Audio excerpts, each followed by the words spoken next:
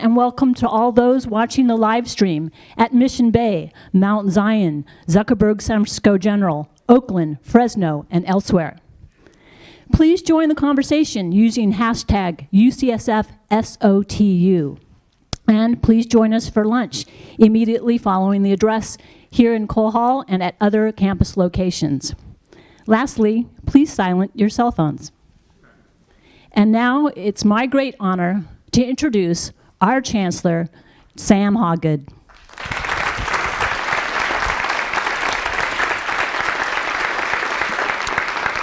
So thank you, Lisa, and good afternoon, everyone. Welcome to my 6th annual State of the University address.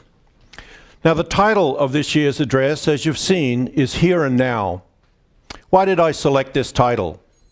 Come with me into the world of fossils. Yes, I said fossils. And I will explain.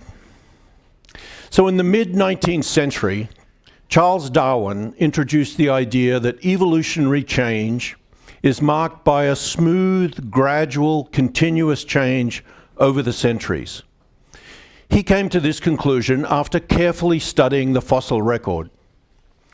But 100 years later, in the 1970s, the noted biologist and fossil hunter Stephen Jay Gould challenged this idea of gradual, incremental change. Gould introduced a theory he called punctuated equilibrium. Instead of steady, gradual change, Gould's reading of the fossil record suggested that new species develop in separated, special ecosystems. And then, in a dramatic, swift punctuation, there is an evolutionary jump. So we have Darwin with a philosophy of slow, gradual evolution, and Gould with his hypothesis of intermittent periods of dramatic change. Now, I feel really badly not siding with Darwin on this, but I actually find the analogy of punctuated equilibrium especially useful to my thinking about where we are at UCSF today. Our here and now. Let me try to explain why. First, I really like Gould's idea that a special geography or ecosystem, the here, is important to nurture dramatic change. I think we all would agree that our here is special. It is a region that has spawned some of the most innovative technology and biotechnology companies in the world. It's also a region that is home to 4 great research universities and 2 national labs with unrivaled intellectual and technical assets. The amazing ecosystem that surrounds us at UCSF allows us to amplify our own talents and technical capabilities. Second, I like Gould's concept that progress is not slow and steady, but instead occurs in a series of dramatic accelerations. I believe that our generations now will be seen by history as a dramatic punctuation in the scientific equilibrium. I personally have witnessed several examples of accelerated discovery speeding up over the course of my life. Let me walk you through just one that I'll call the genomics acceleration. Now, the year I was born, the structure of DNA was elucidated. The year I graduated from medical school, some distance from here, the era of commercial gene engineering was launched. Genentech was founded right here, and the biotechnology industry was born. The year I was promoted to tenure professor, the first human genome was published. Now, that first genome took 13 years and cost about $2.7 billion. About the same estimate that I have as what it took for me to achieve tenure. But at least now we could read the human genome, and that ushered in the age of precision medicine and clinical genomics. The year I was appointed Chancellor, precise gene editing using CRISPR was shown to work in human cells. So now we could write the human genome, change the code, and correct genetic typos. Today, a human genome can be sequenced in about 24 to 48 hours at a cost of a little over $1,000 in our very own genomics core facility. And this capability is already leading right here at UCSF to precise diagnoses in some of our most challenging patients, and indeed to the discovery of new diseases. So I firmly believe that before I retire, I will see our UCSF faculty cure at least one debilitating disease using genetically engineered cells or other forms of gene therapy. Now, it might be sickle cell anemia, a specific form of cancer, a neurodegenerative disease, or an inherited immunodeficiency. I obviously can't predict the particular breakthrough, but I know it will happen here and happen because of our faculty. So today, within this framework of here and now, I'll share with you some selected highlights and some selected challenges from my first 5 years as Chancellor. And then I will share 4 goals that I believe are critically important to UCSF's success in the years to come. So let's briefly review our journey together over the last 5 years. Together, we've enjoyed great success. Together, we have also faced challenges, some that we have overcome, and some that remain recalcitrant.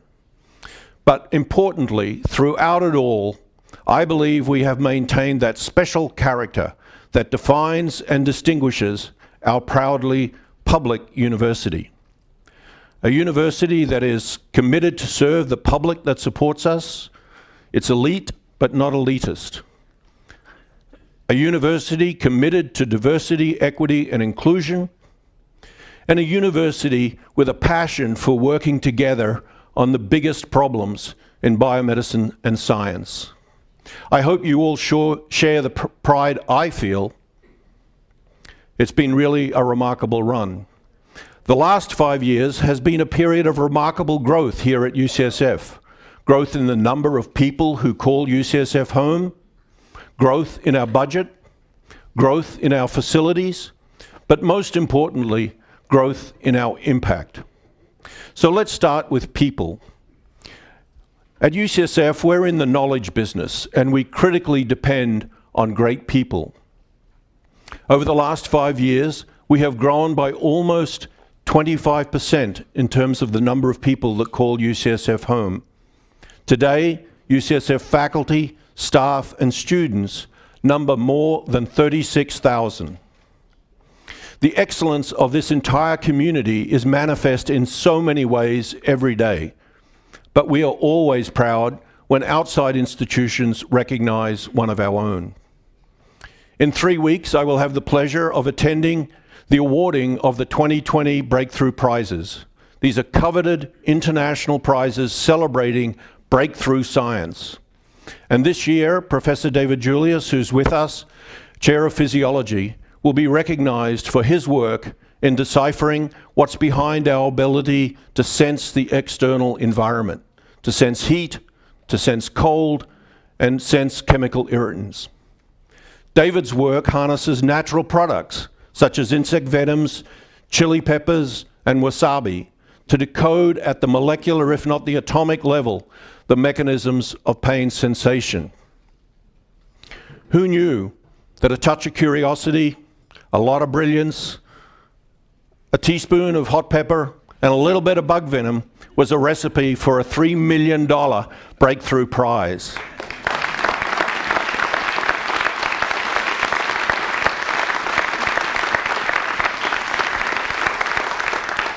So like much of the curiosity-driven fundamental basic research that's done at UCSF, David's work may well lead to clinical breakthroughs in new ways of treating pain and alternatives to today's addictive therapies. So thank you for congratulating David, but let's congratulate all of the other faculty, staff, and students who have received awards over the last 5 years.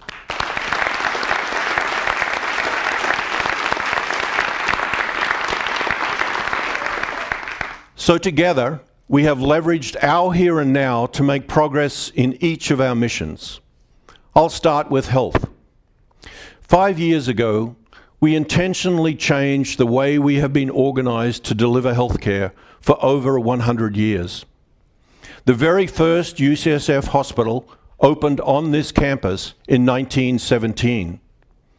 In 2014, almost 100 years later, we successfully transitioned from a single hospital on the hill with a separate faculty physician group into a robust healthcare system that importantly had strongly aligned governance between the executive and physician leadership. We've been able in the subsequent 5 years to leverage this internal strength to develop many clinical partnerships throughout the Greater Bay Area. With these partnerships, we are able to serve many, many more patients than we did just 5 years ago. With these partnerships, our clinical services are also now better aligned across the care continuum, giving us the capability to take care of entire populations. Indeed, we have started Canopy Health, our own accountable care organization, to do just that.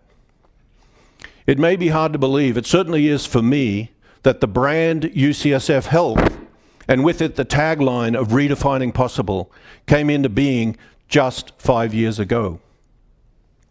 As part of this dramatic expansion, we opened our Mission Bay hospitals and clinics in 2015. The following year, we celebrated with our city and county partners with the opening of the new Zuckerberg San Francisco General Hospital. Just 10 days ago, I had the pleasure of cutting the ribbon opening the new Baker Cancer Precision Medicine building. Next year, we'll add the Weil Neuroscience Building, the Valley Vision Neuroscience Building, and the Pritzker Psychiatry Building on the Mission Bay campus. All of these new buildings will greatly increase our ability to serve our patients in world-class facilities. We're now switching gears and have started to plan new hospital facilities right here on the Parnassus Heights campus, as well as the Oakland campus. So coupled with all this rapid growth, I'm pleased that we have achieved historically high patient satisfaction scores, and every year we have been recognized as a top 10 hospital in the nation. Also in health, I'm very excited about the plans in our School of Dentistry to reorganize and expand patient care in what is being called the UCSF Dental Center. And I hope that in the future we will be able to integrate dental and oral health care more fully into UCSF Health. This would allow us to provide even more coordinated care for the full spectrum of our healthcare needs. Our growth has in fact greatly exceeded our expectations, or at least my expectations when I stepped into this role 5 years ago. And I know personally how stressful the work in the health system can be at such times of high demand for our services. Today I would like to thank all of the staff and clinicians who give their all every day. Now let's pause for just a minute to watch a short video that reminds us all of what this work is in fact all about.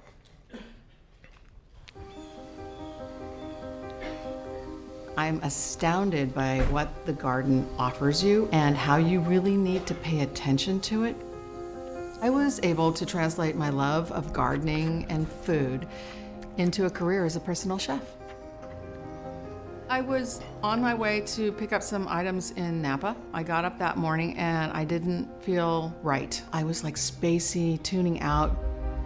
I had a brain seizure and I ended up in a ditch and I totaled my car. 2 days after the accident, they finally came in and they said, you have stage 4 melanoma that has gone from a lymph node in your left armpit and has metastasized to your brain. I didn't want to grasp onto the thought that I could be dead in 6 months. I felt like I needed to go to UCSF. There was no doubt in my mind that was the place. No matter how high a dose you use of standard chemotherapy, there's a limit beyond which you can't go. And you cause a lot of side effects, a lot of toxicity. There was a ceiling. We were reaching that ceiling. Precision medicine unlocks the power of a patient's unique tumor biology. You're just revving up somebody's immune system, letting your immune system kill the tumor. My first meeting with Dr. Dowd. I had no idea what my treatment would be. I walked in grasping for a miracle. At the time we had a trial, the approach had been to surgically get rid of the brain metastases. The idea that you could just leave an untreated tumor in the brain and just give that patient immunotherapy was new and unproven. The minute I heard immunotherapy, something clicked inside of me that it was like, yes, let's let my body fight this. Why not? I don't have a lot of time anyway. I realized the gravity of what this diagnosis meant. 12 weeks into the trial, we have our results back, and I open up her scans, and I was astounded. The brain metastases had shrunk to about half the size it was at the start of treatment. And that was just unprecedented. We hadn't ever seen something that would work on brain metastases in that dramatic fashion. It's an amazing feeling to be part of this tremendous breakthrough. Remember that in 2008, immunotherapy wasn't even considered a standard type of treatment for cancer. At the end, the scan showed that there was no evidence of cancer in my body. The trial that Linda was on, the numbers just blew everybody away. Today, that approach that Linda used is now an approved standard treatment for everybody with stage 4 melanoma with brain metastases. Many times these ideas are not successful, but if we are going to make advances in cancer, we're going to have to think outside the box, and we're going to have high-risk, high-reward collaborations. There's no place better than UCSF for that type of science. Yeah, I feel great. I feel better than I've ever felt. I'm thrilled that I'm here. It's that simple.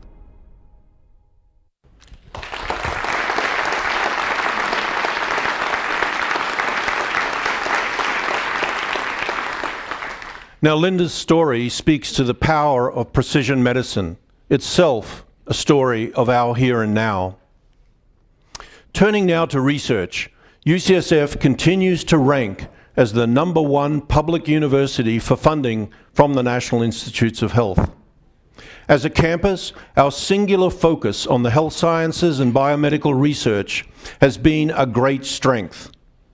In 2014, in my very first university address, I said that breakthroughs in the life sciences come from providing our scientists unfettered freedom and resources to pursue their curiosity and dreams.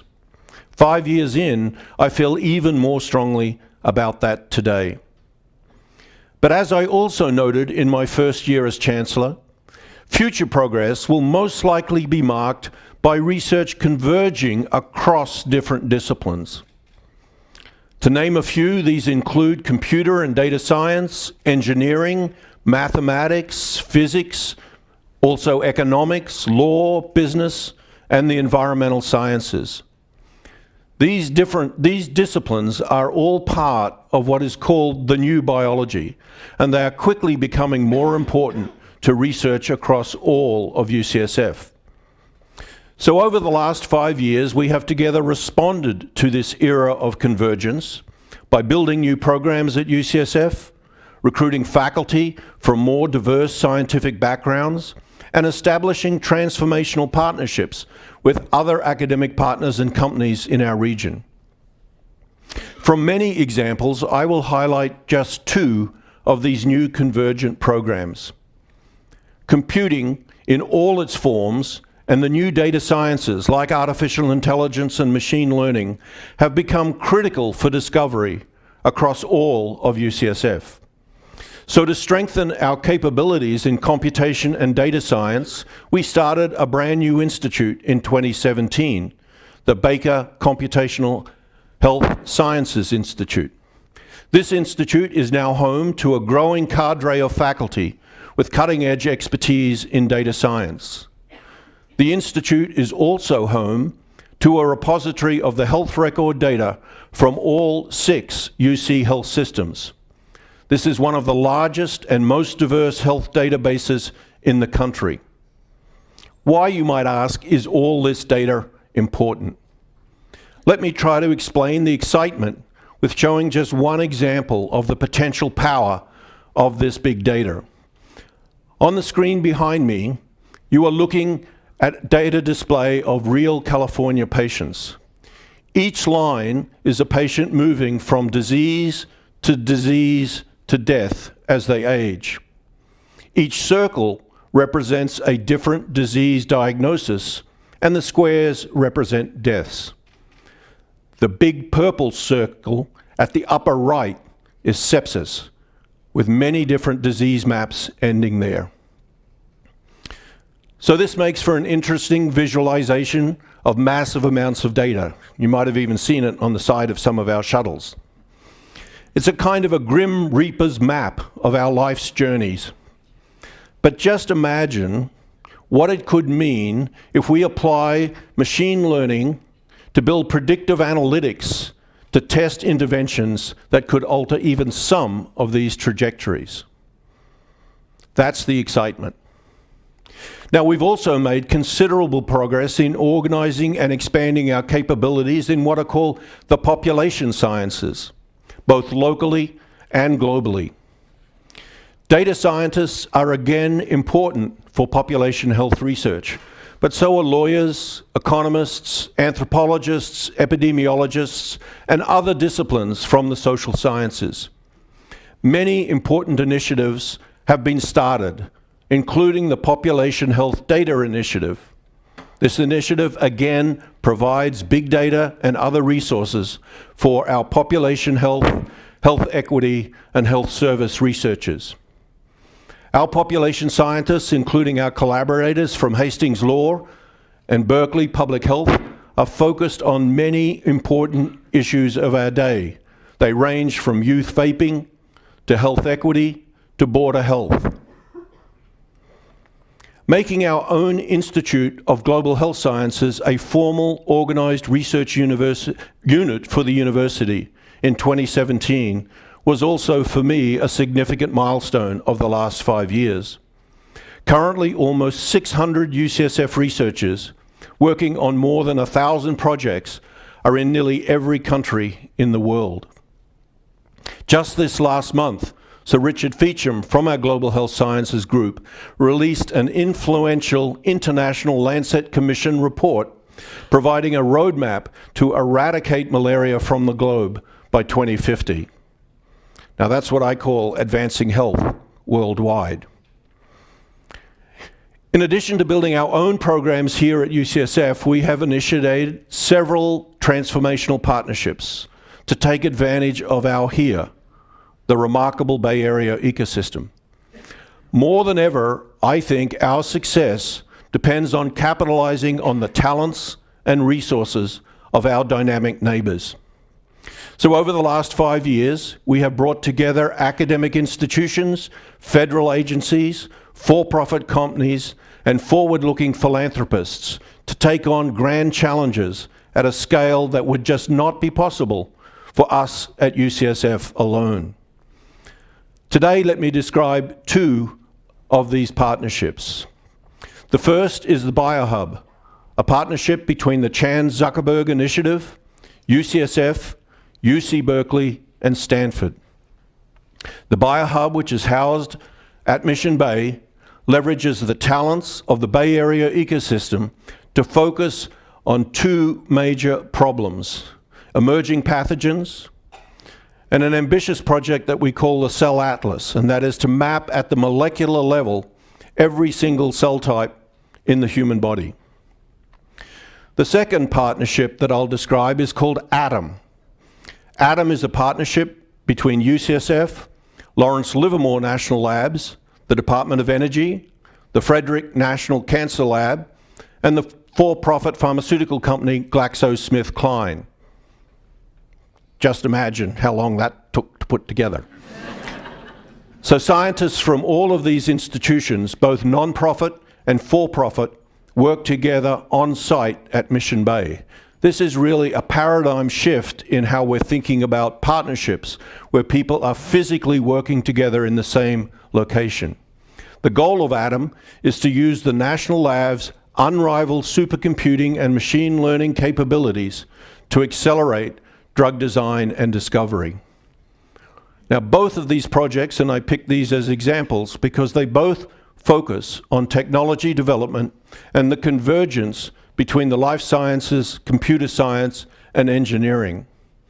Both projects also bring together partners that significantly augment what UCSF can do alone. Now, of course, scientific affiliations and partnerships are not new to the last 5 years. In fact, tonight I go to a gala to celebrate the Gladstone Institutes achieving their 40th year anniversary. Our affiliation with the Gladstone and their search for science to overcome disease makes UCSF stronger. So join me in congratulating our partners at the Gladstone for this milestone anniversary.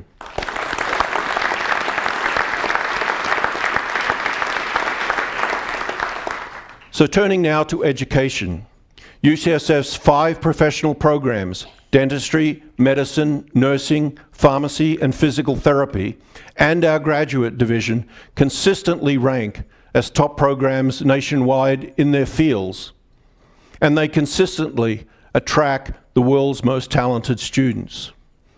UCSF is and continues to be a leader in evidence-based innovation educational programs. All of our programs have been very active over the last 5 years in curriculum innovation and new ways to prepare our learners for the full range of careers that are open to them. These reforms reflect a tremendous amount of work by our educators and learners, and I thank them for that. Let's take a brief look at 3 new initiatives that have been launched in just the last 2 years that are reflective of all of this hard work.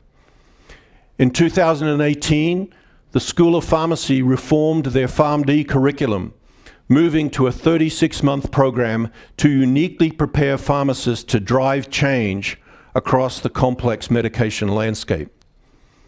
The new PharmD degree program is differentiated from almost all of their peers by relying on an incredibly strong foundation in scientific thinking.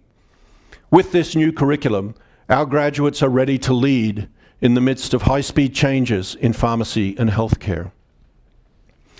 Also in 2018, the School of Nursing welcomed its first cohort of students to its Doctor of Nursing practice program.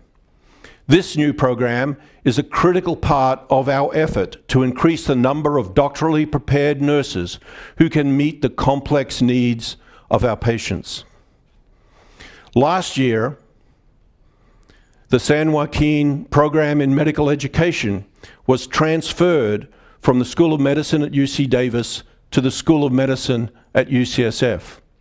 This transfer paved the way for us opening a true branch campus of UCSF in Fresno.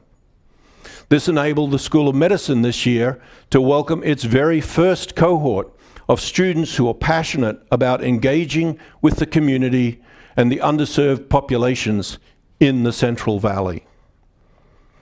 Several initiatives have also been undertaken to improve student life and well-being across all of our programs.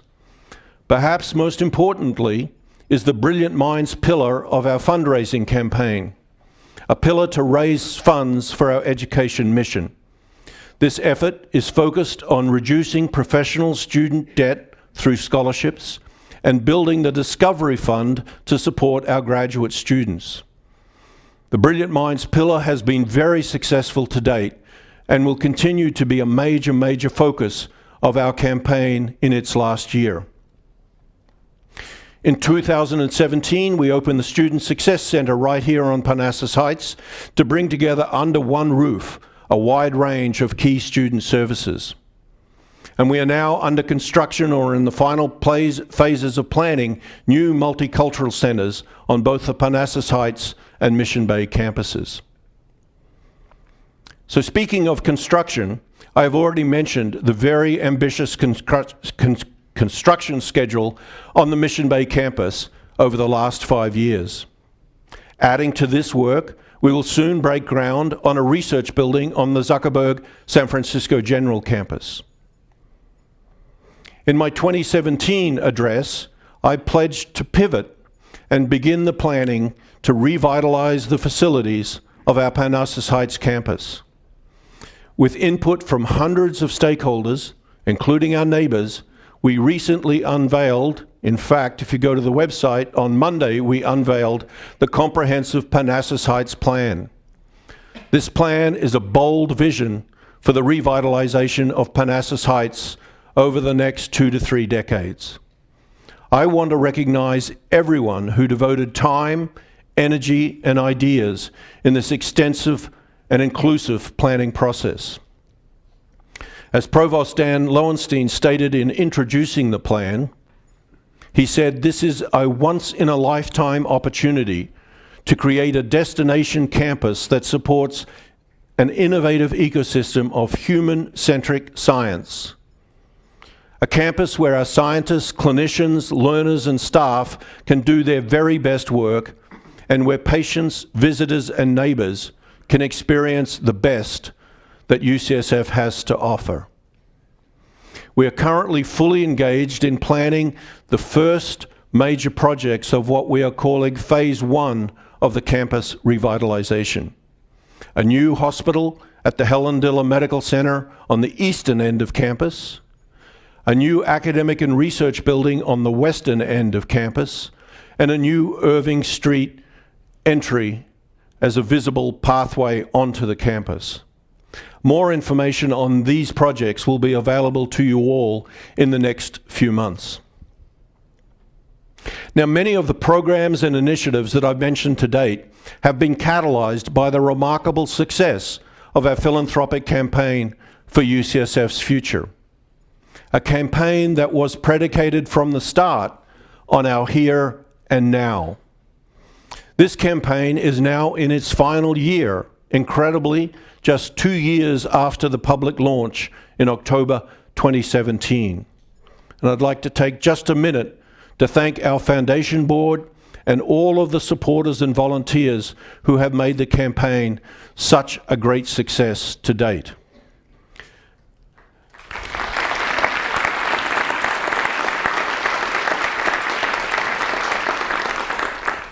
The success of the campaign has complemented a strong year-over-year financial operating performance of the university for the last 5 years. And I'm pleased to report, as I have in the past, that the financial state of the university is strong. In the last 5 years, our total revenues, UCSF Health and campus together, have increased nearly 50%. Importantly, we have posted a positive net income for each of the last 5 years. Now, our longer-term projections extend those trends into the future, enabling us to plan for ongoing investment in people, programs, and facilities. But while our financial position and outlook are positive, we must continue to build in financial resiliency. Resiliency to weather changes in the economic outlook, such as major changes in federal policy around healthcare or research funding, or a possible recession. Along with these achievements, and there are many more, we have also faced challenges. Unquestionably, we are living in extraordinarily challenging times. Our society faces increasingly complex problems of social justice and polarization, not just in San Francisco, but in the Bay Area, in the United States, and indeed around the entire globe. Perhaps foremost amongst these complex problems is the challenge of growing inequality in our societies. Inequity in health access and outcomes, and in income and opportunity. These inequalities and inequity broadly affect both our UCSF family and the communities we serve. The rising cost of living in the Bay Area further exacerbates the inequalities amongst us. The total cost of living in San Francisco is now 60% higher than the US average, and housing is nearly 3 times more expensive than most other cities in the nation. I don't need to tell you these facts. But the rising costs put great strain on many members of our community, particularly our students and our staff. Unfortunately, there are no easy solutions to these challenges, but we must together work on those solutions that are indeed within our reach. We are striving to achieve competitive, local, market-based salaries and benefits for all, and we're continuing to expand access to below-market housing and childcare. However tough these challenges are, we are chipping away at them in multiple ways and will continue to do so. This summer, we opened the Tidelands, a new housing complex at Mission Bay that allows us to offer an additional 700 learners housing at below market rates. Next year, we will open 70 units in our first dedicated apartment building for faculty near the Mount Zion campus. And soon, we will open a new childcare facility midway between Parnassus and Mount Zion to complement the existing centers on Parnassus and at Mission Bay. These and other efforts to keep UCSF accessible and affordable will continue, but I recognize the urgency to do more. Equally important, we are committed to expanding our initiatives to reduce unconscious bias, microaggressions, and address the differential experience of those who are underrepresented in our community. We will continue to work on those things that are within our control so that everyone in the UCSF community feels a sense of belonging, a sense of security, a sense of continuity, and most importantly, a sense of equity. The need for this work is both immediate and enduring. So now let's turn to the future. Obviously, many specific projects and initiatives are either underway or are being planned across the university. Many more than I could possibly address today. So I will share just 4 overarching goals that seem to me important. Goals that I believe are important to UCSF's success in the years to come. Those 4 goals are: 1, to foster innovation; 2, to build value-added partnerships; 3, to bolster financial resiliency; and 4, to nurture our culture and empower our people. So first, innovation. To remain at the forefront of our missions and to continue to be an inspiration for the nation, we must not rest on our laurels. We must always be looking for emerging forces of disruption, what I like to call future scanning, and we must be willing to act in response. Now this, of course, is not a new call to action. UCSF has been known for innovation throughout its history, whether it be the birth of the biotech industry in the 1970s, the groundbreaking ways to manage the AIDS epidemic in the 80s, the reorganization of our graduate programs, freeing them of departmental restrictions, or the many clinical innovations that have arisen out of UCSF, such as clinical pharmacists and the hospitalist movement. With this great history of innovation, why continue to call it out as a future goal? Strangely, it is our success that drives me to highlight it. Andy Grove, a hugely successful CEO of Intel and a one-time mentor for me, famously said, "Success leads to complacency, and complacency leads to failure." So as we grow larger and more complex, we must intentionally guard against the complacency that some mature organizations suffer. And like it or not, after 150 years, we are a mature organization. Now, we can all name potential future disruptors, such as gene editing, artificial intelligence, digital transformation, automation, robotics, payment and political reform, and so many others. But I'll highlight just 3 from my future scan. Please do not feel left out if I do not mention your favorite. Just double down on it and I'll hear about it eventually. So first, digital transformation. I am very excited that one of the 3 pillars developed by UCSF Health in the 2025 strategic plan is to accelerate digital innovations to shape the future of healthcare. The topic of data science and digital technology was also a big theme from last year's School of Medicine strategic plan. Our new Digital Patient Experience project is an ambitious, multi-year effort to design and implement a coordinated digital healthcare experience. Ongoing work in our Center for Digital Health Innovation and our digital collaboration and many other initiatives across the campus will complement this project. There is just so much opportunity in this space, but in some areas we're already leaders. I was very excited to learn just weeks ago that recent work here at UCSF in clinical image analysis was the very first artificial intelligence application ever approved by the FDA for clinical use. To build on this, we announced this week the launch of the UCSF Center for Intelligent Imaging. Our aim is nothing short of making UCSF the premier digitally enabled university and health system in the world. The second opportunity I will mention today is the living therapeutics revolution.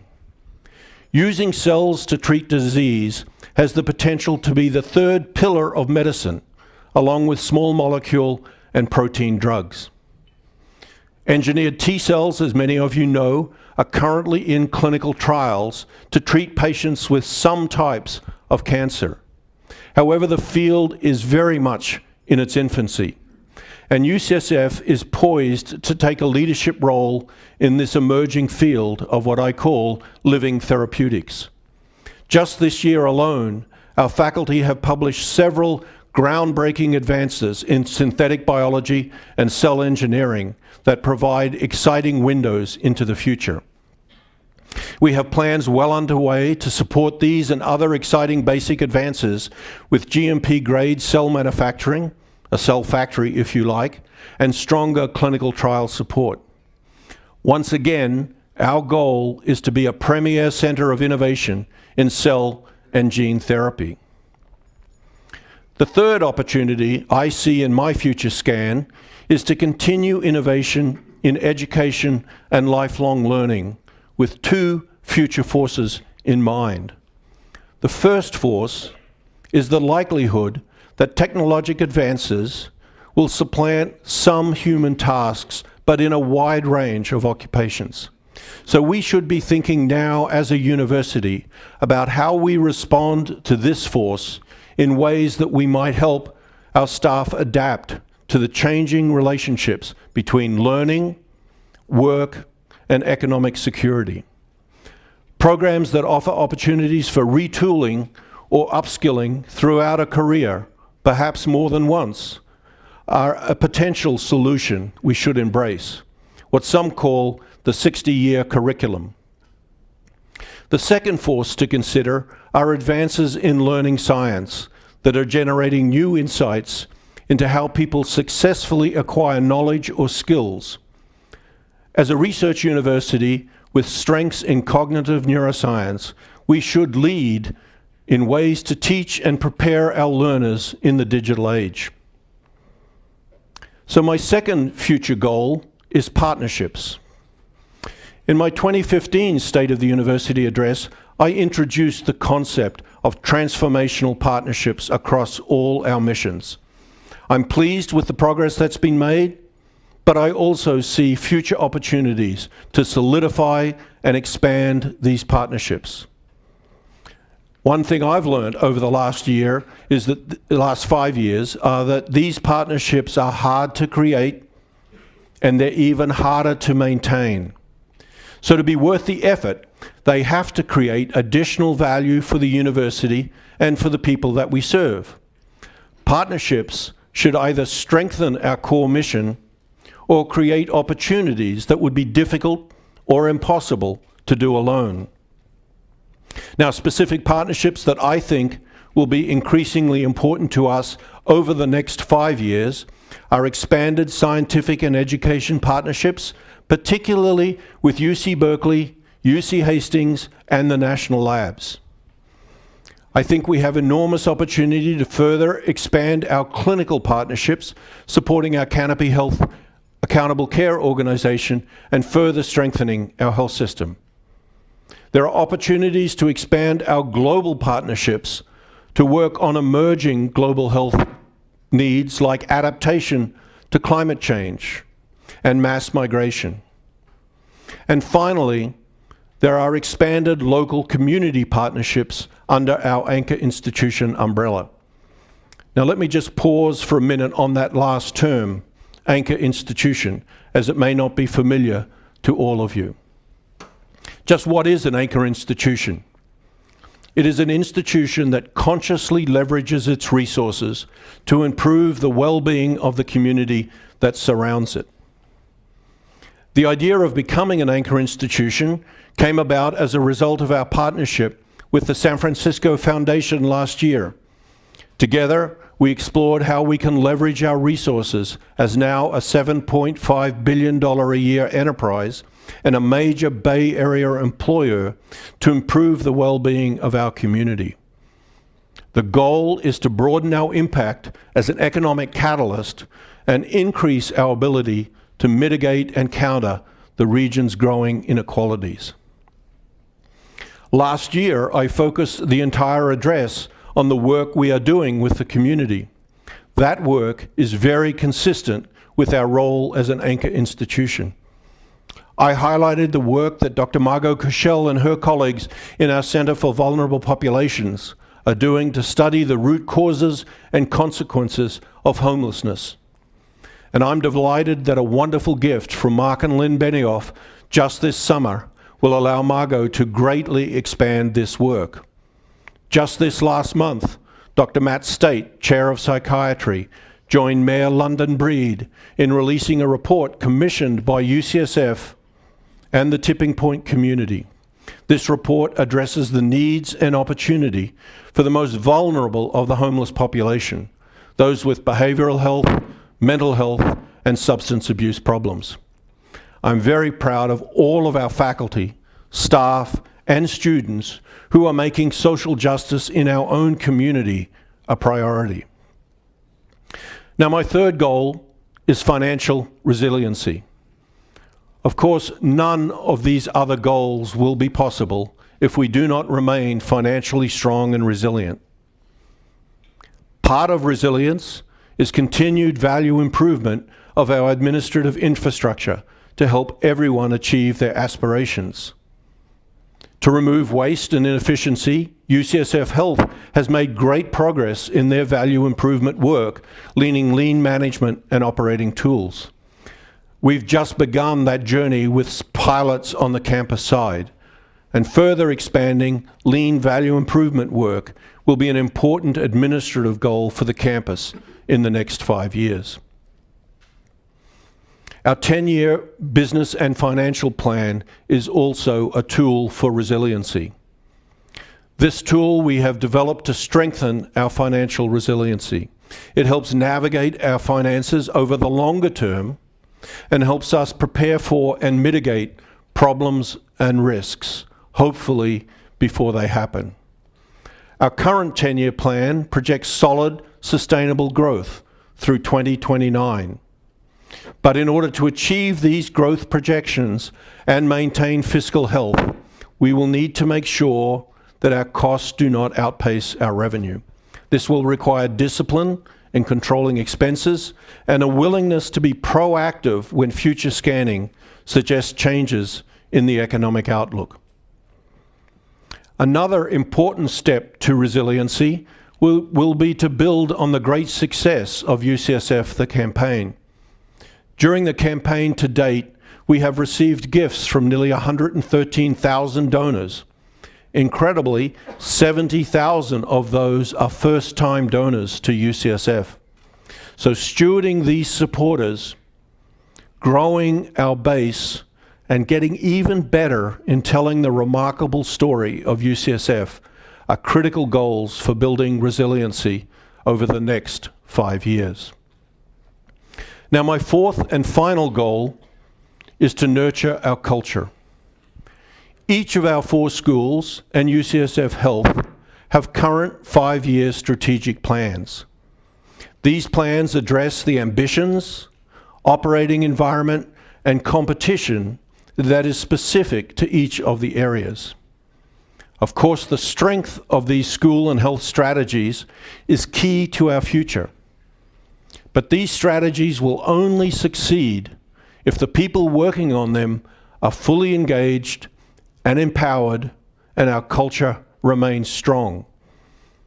We must work even harder under our pillar of diversity, equity, and inclusion to ensure that all of us feel respected and supported to do our very best work.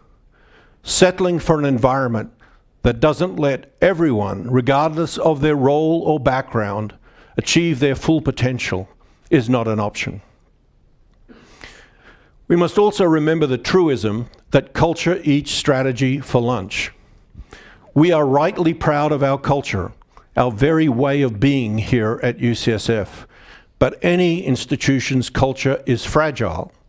This is especially true during periods of rapid growth, geographic dispersion, and national rancor. So amidst all the change and amidst all the noise, the one thing that we have in common, the thing I would encourage every single one of us to do every day, is to recommit to our shared values: professionalism, respect, integrity, diversity, and excellence. Those values are the key to maintaining the particular culture that defines and drives UCSF's excellence. So in closing, let me return to where I started with my fossil analogy. I must now admit a pretty big problem. A central tenet to Gould's hypothesis is that after a sudden punctuation in the evolutionary order, the population becomes stable for many generations before the next punctuation. Here, the analogy with today's scientific environment no longer holds up. The velocity of change is just too great and too unremitting. The advances happening here and now lead some to suggest that we in fact lead in the exponential age. The rapid technologic advances no longer allow for a period of recovery or stabilization between punctuations. So what does the emergence of the exponential age mean to me as Chancellor? To me, it means two things. It means we must develop the institutional will to recognize future forces early and then embrace innovation. It also means that we must have the courage to transform our naturally cautious university. Yes, thoughtfully and strategically, but we must continue to position us for the future, not for today. I am confident that UCSF will not only survive in this exponential age, but will thrive and provide national leadership at this time of unprecedented opportunity. So as I have asked all of you in the past, never lose sight of the nobility of the work that you do. We have the privilege of improving the health and lives of people we serve, training the next generation of leaders and scholars, discovering new knowledge to benefit humankind, and the ability to strengthen our local and global communities. So I'm very grateful to have the opportunity to work with you all. Thank you for listening, and thank you for all you do at UCSF.